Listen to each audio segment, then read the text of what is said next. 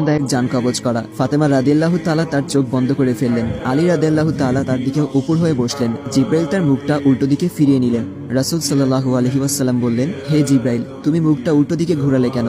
আমার প্রতি তুমি বিরক্ত? জিব্রাইল বললেন, হে রাসূলুল্লাহ, সাকারাতুল মাউতের অবস্থায় আমি আপনাকে কিভাবে দেখে সহ্য করতে পারি? ভয়াবহ ব্যথায় রাসূল ছোট্ট একটি গঙ্গানি দিলেন। রাসূলুল্লাহ সাল্লাল্লাহু আলাইহি ওয়াসাল্লাম বললেন, হে আল্লাহ, সাকারাতুল মাউতটা মানে জান কবজের সময় যতই ভয়াবহ হোক সমস্যা নেই, আমাকে সকল ব্যথা দাও, আমি বরণ করব, কিন্তু আমার উম্মাকে ব্যথা দিও না। রাসূলের শরীরটা ধীরে ধীরে ঠান্ডা হয়ে আসতে লাগলো। তার পা বুক কিছুই নড়ছে না আর। রাসূলের চোখের পানির সাথে তার ঠোঁটটা কম্পিত ছিল। তিনি কিছু বলবেন মনে হয়। আলী রাদিয়াল্লাহু তাআলা তার কানটা রাসূলের মুখের কাছে নিয়ে গেল। রাসূল বললেন, নামাজ কায়েম করো এবং তোমাদের মাঝে থাকা দুর্বলদের যত্ন নাও। রাসূলের ঘরের বাইরে চলছে কান্নার আওয়াজ। সাহাবীরা একজন আরেকজনকে জড়িয়ে ধরে উচ্চস্বরে কান্নারত। আলী রাদিয়াল্লাহু তাআলা আবার তার কানটা রাসূলের মুখের কাছে ধরলো। রাসূল চোখ ভেজা অবস্থায় বলতে থাকলেন, ইয়া উম্মতি, ইয়া উম্মতি। আল্লাহ আমাদের সবার মাঝে বুঝদান করুন। ভিডিওটি ভালো লাগলে অবশ্যই শেয়ার করবেন।